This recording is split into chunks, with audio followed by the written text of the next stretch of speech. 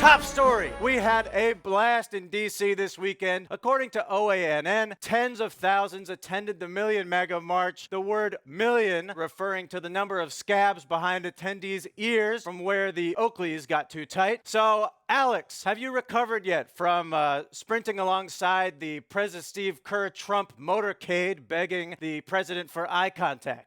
I don't think anybody's recovered from this election, in large part because the president keeps stoking a fraudulent theories about the fact that it might have been rigged. You know, I was dressed as a "Don't Tread on Me" flag with a snake on my shoulders, Britney style. You know her dad is also in charge of my conservatorship. He won it in a game of Connect Four. I think it's inspiring to see so many people who are fully prepared to fall for whatever financial scam Trump is about to ask of them. Well, anticipating a feisty weekend, I tasked myself with keeping watch over America's most precious tulip varietals at the Botanic Garden. The Proud Boys confused me for a liberal cuck, and I took a few serrated knife stabs my ribs didn't like one bit. Wow, congrats. Now, Trump has tasked Rudy Giuliani to lead the legal team responsible for securing the election results. Rudy's thinking at such high levels that no one can figure out what the he's saying. In Detroit, we have evidence that 100,000 ballots were brought in at 4:30 in the morning. And to the extent that our witnesses, and there are 4 of them, saw it,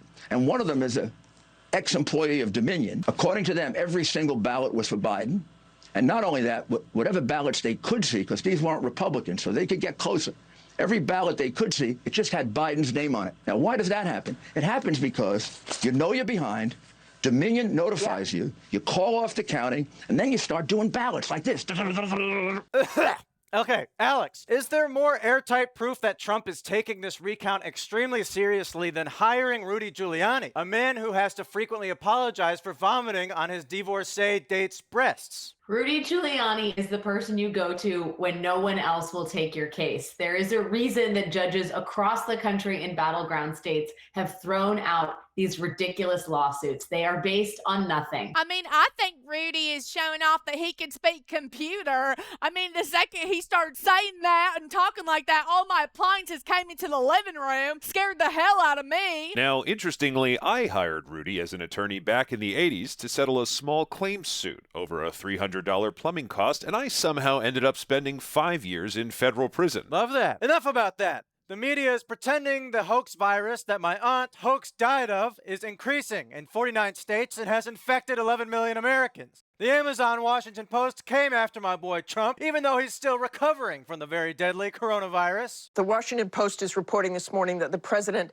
has not attended a coronavirus task force meeting in at least 5 months. Is that accurate? That's true, but the vice president does chair the coronavirus task force. The vice president, we often have several cabinet members there, and the vice president briefs the president every day or nearly every day. Trump knows how to delegate. He lets his team handle the small stuff like the global pandemic while he focuses on the more pressing issues, like who's being rude to him. Alex, back me up. There's a reason there are refrigerated trucks being used as ad hoc morgues in El Paso. It is because people are dying at an alarming rate. At the end of this year, there could be 500,000 Americans in the ground. The pandemic is real. The president is doing nothing about it, and that is the reason the numbers keep climbing. You know what no one is pointing out right now? There have been no global pandemics under Trump since COVID. You can have your own opinion. You can't have your own facts. I mean, obviously, liberals planted this virus as a biological weapon in the war on Christmas. I mean, they're completely forgetting that the cure might be turning a gingerbread house into a smoothie, drinking it out of your pet squirrel's belly button, then punching your mouthy cousin in the throat. You know, Christmas. Wow, yeah, I think everybody was about to say that. Since Donald Trump declared Fox News is no longer the shiz and his followers fell in line, I assume after rigorous debate, the question arises of which network is going to be the proverbial hot tub where MAGA guys can smoke cigars while news jets pummel their ass cheeks. Apparently, Trump allies explored a buyout of Newsmax TV as a Fox News alternative. There's OANN in the mix too, which Donnie Boy himself has plugged. But we here at Hot Take would like to formally make a bid to be the new MAGA channel.